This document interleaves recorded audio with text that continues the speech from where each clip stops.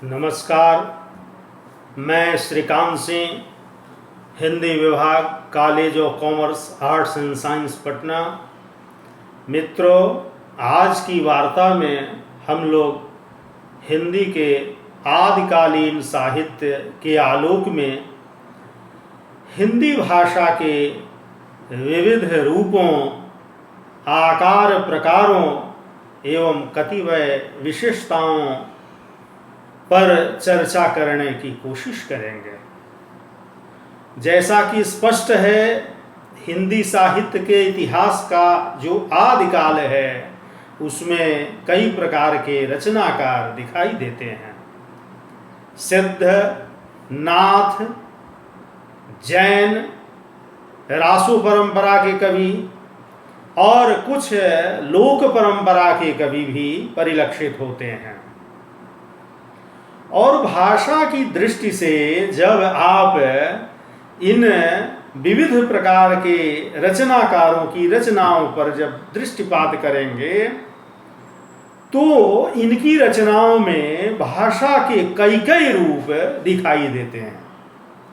एक ही कवि संस्कृत में भी रचना कर रहा होता दिखाई देता है, प्राकृत अपभ्रंश में भी रचना कर रहा होता दिखाई देता है, और उस समय की जो बोलचाल की भाषा है या जनसाधारण की भाषा है या लोक भाषा है या जो क्षेत्रीय बोलियां हैं उसमें भी वो रचना करते हुए दिखाई देता है। तो हम प्रकारांतर से कह सकते हैं कि इस काल के जो रचनाकार हैं वह परंपरा से आती हुई जो संस्कृत भाषा है उसमें भी वो रचना कर रहे हैं। उस समय की जो साहित्यिक भाषा भ्रंश है उसमें भी रचना कर रहे हैं, और उस समय जो लोक भाषा है या लोक बोली है या जनसाधारण की भाषा है जिसको हम हिंदी कहते हैं, कुछ क्षेत्रीय रूपों को लिए हुए उसमें भी रचना कर रहे हैं। बतौर उदाहरण हम उन विभिन्न रचनाकारों और उनकी कुछ कतिपय काव्य पंक्तियों के माध्यम से अपनी बात को स्पष्ट कर सकते हैं। जैसे सिद्ध कवियों का नाम अभी लिया गया। सिद्ध रचनाकारों की संख्या 84 बताई जाती है। 84 सिद्धों की चर्चा मिलती है, जिसके आदि सिद्ध सरहपाद हैं, और स्वयं सरहपाद ने 32 ग्रंथों की रचना की है। उनके 16 ग्रंथ तो अपभ्रंश और हिंदी में लिखे हुए हैं, लेकिन और बहुत सारे ग्रंथ उन्होंने संस्कृत भाषा में लिखे हैं। और जो उनकी अपभ्रंश मिश्रित हिंदी वाली रचनाएं हैं उसमें हिंदी भाषा का बड़ा ही अनूठा या बड़ा ही अनोखा रूप परिलक्षित होते हुए दिखाई देता है। जैसे आप उनकी एक अपभ्रंश रचना को या कविता की कुछ पंक्ति को देख सकते हैं। उन्होंने लिखा है, पंडिय सल सत्त वखाणई देहि रुद्ध बसंत न जानई अमणा गमन न तेन विखंडिया तोई निलज्जई भनई हम पंडिया। तो ये जो काव्य पंक्तियां हैं वो बिल्कुल अपभ्रंश में रची जान पड़ती हैं, और नीचे की काव्य पंक्ति या आगे मैं जो उल्लेख करने जा रहा हूं उसमें आप थोड़ी हिंदी के आने की सुखबुगाहट देख सकते हैं। जहि मन पवन न संचरई रवि शशि नाही पवेश तहि बट चित्त विषाम करो सरहे कहे उवेश। और प्रकारांतर से जितने सिद्ध रचनाकार हैं उस समय के, सरहपा, सबरपा, लुईपा, भुईपा, कन्हपा, ये सारे के सारे सिद्ध कवि भाषा के कई स्तरों पर रचनारत दिखाई देते हैं। वो संस्कृत में भी रचना करते हैं, अपभ्रंश में भी रचना करते हैं, और हिंदी में भी रचना करते हैं। इसी तरह से आप हिंदी साहित्य के इतिहास के जो नाथ कवि हैं, जिनमें प्रमुख कवि हैं गोरखनाथ, उनकी रचनाओं को भी आप देख सकते हैं। स्वयं गोरखनाथ संस्कृत के बहुत बड़े जानकार थे। उन्होंने संस्कृत में कई ग्रंथों की रचना की है, जिनमें सिद्ध सिद्धांत पद्धति, विवेक मार्तंड, शक्ति संगम तंत्र, निरंजन पुराण, वैराट पुराण उल्लेखनीय ग्रंथ हैं। और उसी गोरखनाथ ने हिंदी में भी रचना की है। जोई जोई पिंडे सोई ब्रह्मांडे जैसा शब्द का उच्चार करते हैं, काव्य पंक्तियों का उच्चार करते हैं। और उनकी जो भाषा है वह सद्धुक्कड़ी भाषा का तेवर और मिजाज दिखाती हुई नजर आती है। चूंकि ये जितने सिद्ध और नाथ किस्म के कवि हैं, रचनाकार हैं, उनका जो टारगेट क्लास है, उनका जो श्रोता वर्ग या पाठक वर्ग है, वो तो जनसाधारण है।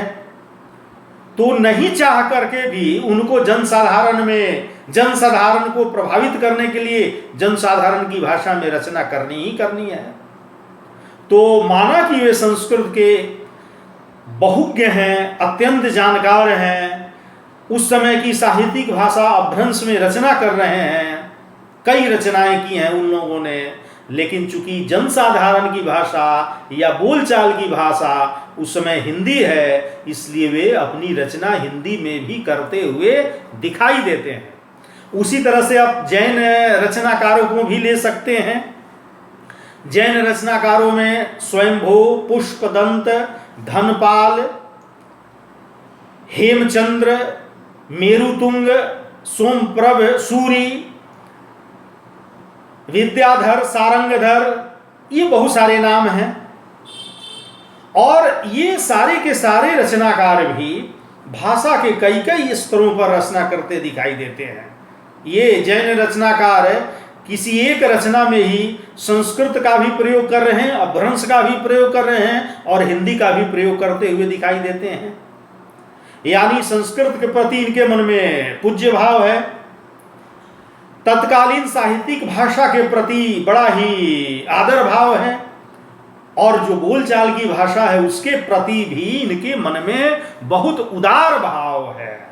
तो ये कई कई भाषाओं को कई कई स्तरों पर जीते हुए दिखाई देते हैं। जैसे हेमचंद्र का जो ग्रंथ है सिद्ध हेमचंद्र शब्दानुशासन, उसका एक उदाहरण हम ले सकते हैं। उन्होंने अपभ्रंश में लिखा है, भल्ला हुआ जू मारिया बहिणी महारा कंतु, लज्जे जमतु बयंसी अहू जय भग्गा घर वैंतु। हे बहन, यह भला हुआ कि मेरा जो प्रियतम है, पति है, वह युद्ध क्षेत्र में मारा गया। अगर वह पीठ दिखाकर भागकर युद्ध क्षेत्र से घर आ जाता तब भला मैं मुंह दिखाने लायक भी रह जाती।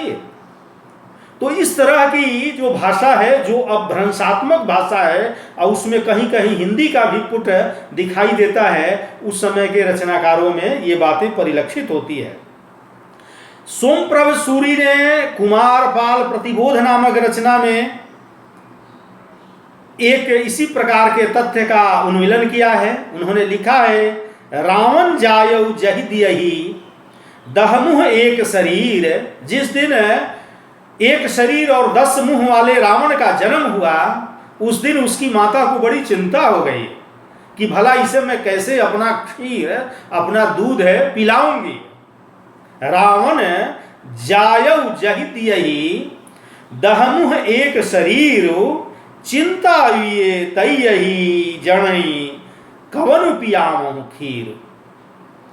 तो अपभ्रंश भाषा के भी जितने जैनाचार्य हैं या जैन रचनाकार हैं, वे भी एक तरफ संस्कृत में रचना रचते हैं, दूसरी तरफ अपभ्रंश में रचना रचते हैं, और तीसरी तरफ बोलचाल की भाषा अथवा कहें हिंदी में भी रचना करते नजर आ रहे हैं। उसके बाद आप रासो परंपरा के रचनाकारों को देखिए, चाहे वो नल सिंह का विजयपाल रासो हो या नरपति नाल का बिसल देव रासो, या सारंगधर का हमीर रासो, या दलपत विजय का खुमान रासो, या चंद्रवरदाई का पृथ्वी रासो, अथवा जगनी का परमाल रासो जिसे आलखंड या अल्लाह भी कहा जाता है। इन रचनाकारों की गिनाई गई सभी रचनाओं में अपभ्रंश भाषा तो दिखाई देती ही है, लेकिन साथ साथ जो प्रारंभिक हिंदी है वह भी परिलक्षित होती दिखाई देती है। और प्रारंभिक हिंदी से जो बाद की हिंदी है माने उसका भी निष्कलुष रूप परिलक्षित होता है। जैसे आप जगनिक रचित परमाल रासों की इस पंक्ति को देख सकते हैं।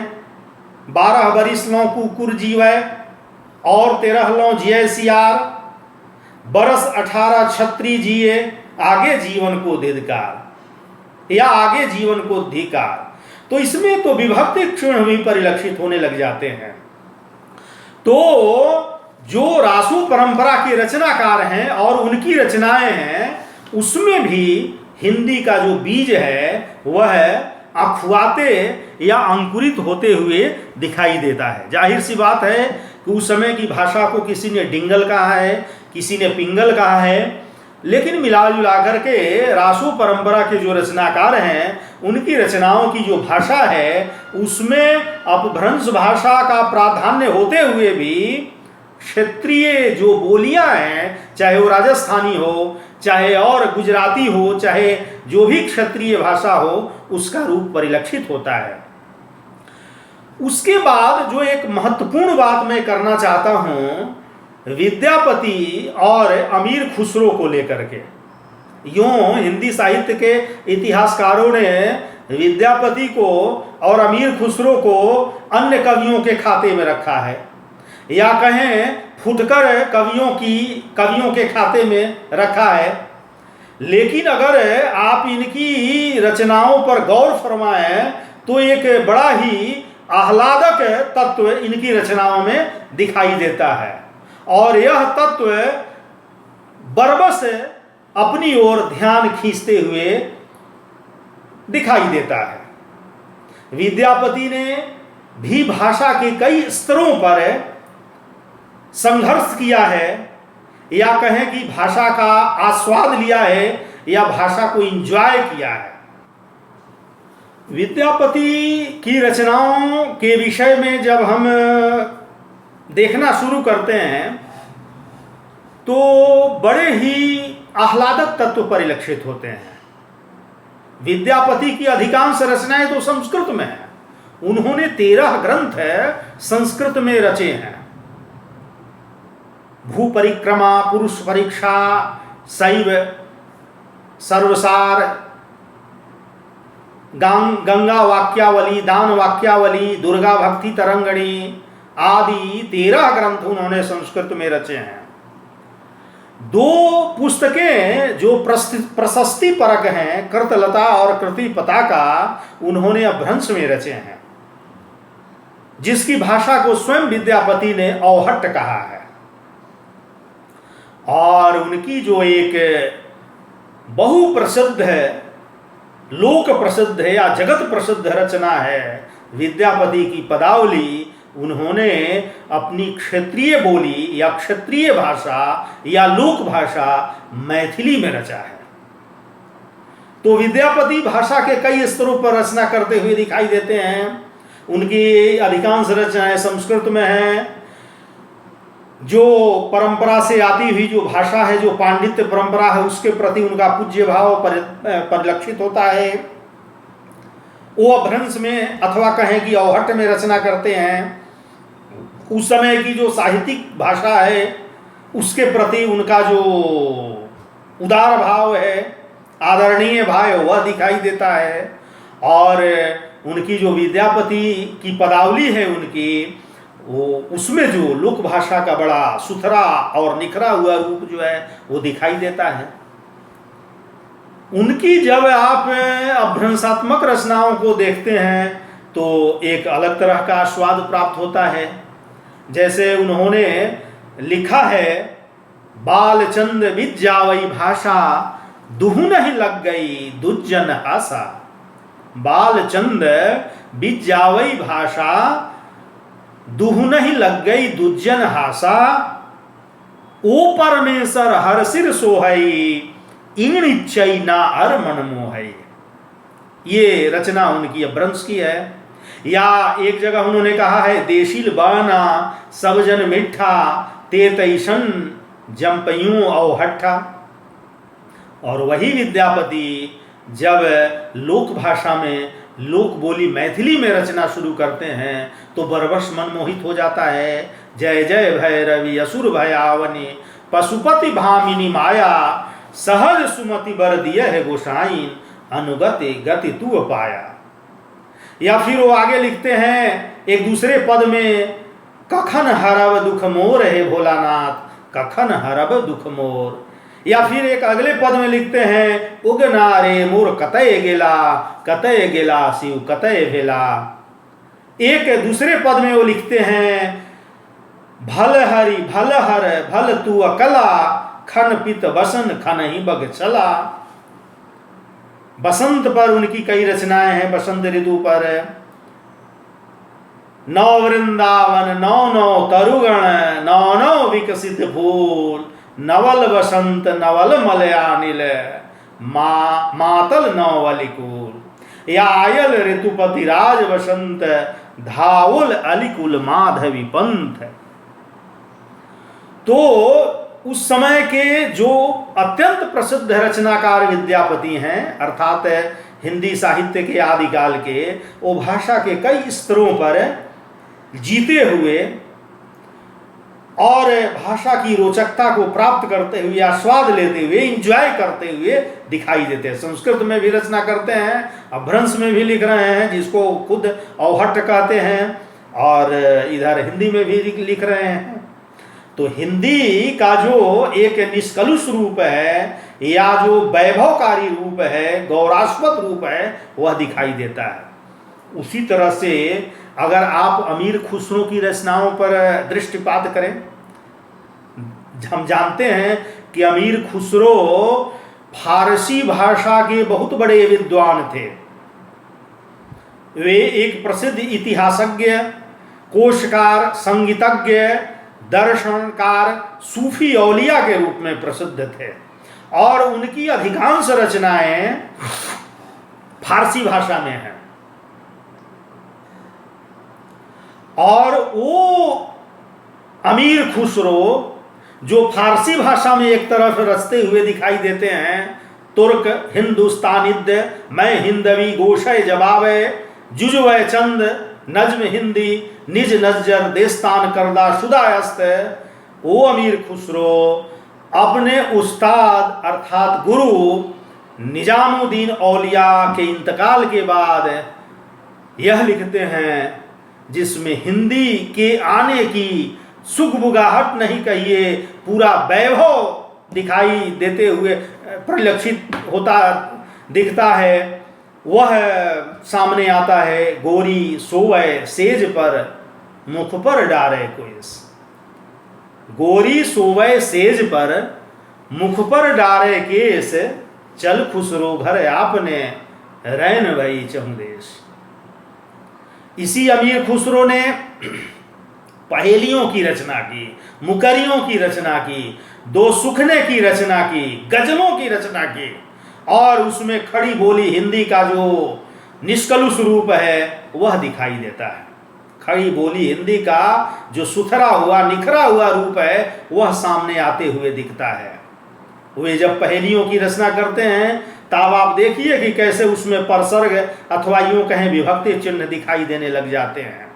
इसीलिए खड़ी बोली के आदि प्रयोक्ता के रूप में या जनक के रूप में अमीर खुसरो को माना जाता रहा है। वे अपनी पहेलियों में लिखते हैं, एक नार ने अचरज किया, सांप मार पिंजरे में दिया, ज्यों ज्यों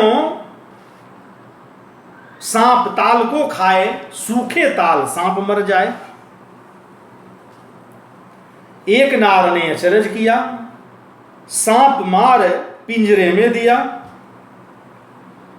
ज्यों ज्यों सांप ताल को खाए, सूखे ताल सांप मर जाए, जिसका अर्थ है, जिस पहेली का अर्थ है दिया बाती होता है। फिर एक पहेली है, एक थाल मोती से भरा, सबके सिर पर औंधा धरा, चारों ओर वह थाली फिरे, मोती उससे एक न गिरे, जिसका अर्थ है आकाश होता है। या एक पहेली है, अर्थ तू इसका बूझेगा, मुंह देखो तो सूझेगा, जिसका अर्थ दर्पण है। आप मुकरियों की तरफ ध्यान दीजिए। हरे रंग मोहि लागत नीको, वाविन सब जग लागत फीको, उतरत चढ़त मरोरत अंग, क्यों सखी सज्जन ना सखी भंग।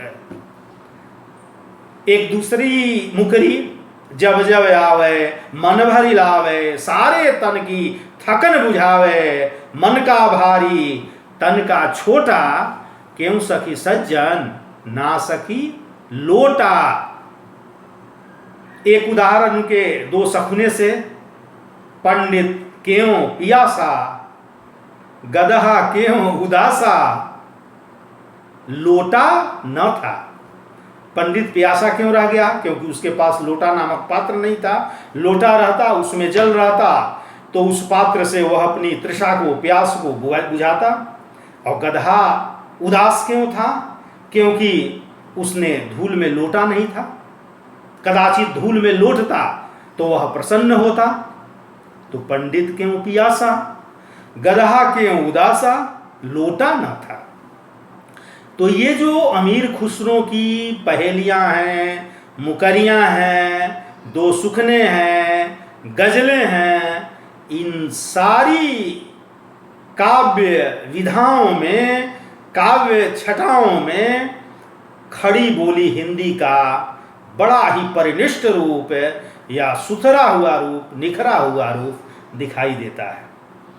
तो मैं ये कह रहा था कि हिंदी साहित्य के इतिहास का जो आदिकाल है, उस काल के जो भी रचनाकार हैं, चाहे वे सिद्ध रचनाकार हों, चाहे नाथ रचनाकार हों, अथवा रासो परंपरा के रचनाकार हों, अथवा जैन रचनाकार हों, अथवा ये जो विद्यापति और अमीर खुसरो जैसे रचनाकार हैं, ये सारे के सारे रचनाकार बहुत ही विद्वान लोग हैं, बहुपठित हैं, बहुज्ञ हैं, बहुत सारी चीज़ों के जानकार हैं। वे संस्कृत में भी रचना करते हुए दिखाई देते हैं, जो परंपरा से आती हुई भाषा है, और उस समय की साहित्यिक भाषा अपभ्रंश में अथवा कहें प्राकृत में भी रचना करते हुए दिखाई देते हैं। और उस समय की जो लोक भाषा है, जो हिंदी है, उसमें भी वे भाषा ही रूप या रचनाकार के रूप में हमारे सामने आते हैं। और वे भाषा के कई स्तरों पर, कई मोर्चे पर मोर्चाबंदी करते या संघर्ष करते, या कह सकते हैं भाषा का आस्वाद लेते हुए, रस लेते हुए, या उसको एंजॉय करते हुए दिखाई देते हैं। तो हिंदी साहित्य का जो आदिकाल है, वह अपने आप में भाषा की दृष्टि से बड़ा ही विविध वर्णीय है, बहुत स्तरीय है। एक चीज और मैं ध्यान दिलाना चाहता हूं कि हिंदी साहित्य का जो आदिकाल है, उसका जो साहित्यिक वातावरण है, वह बड़ा ही परिपुष्ट है।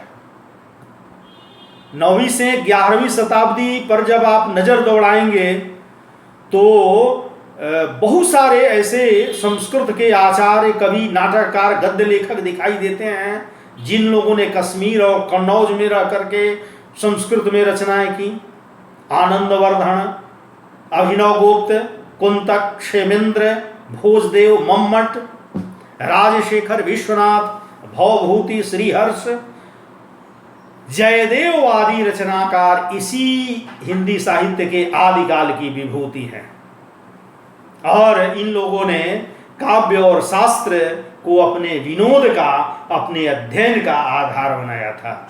इसी काल में जो जैनाचार्य हुए हैं, उन लोगों ने अपने अवतारों को, अपने गुरुओं को आधार बना करके बहुत सारे संस्कृत ग्रंथों का अनुवाद किया और अपभ्रंश भाषा में उन सारी कृतियों को प्रस्तुत किया।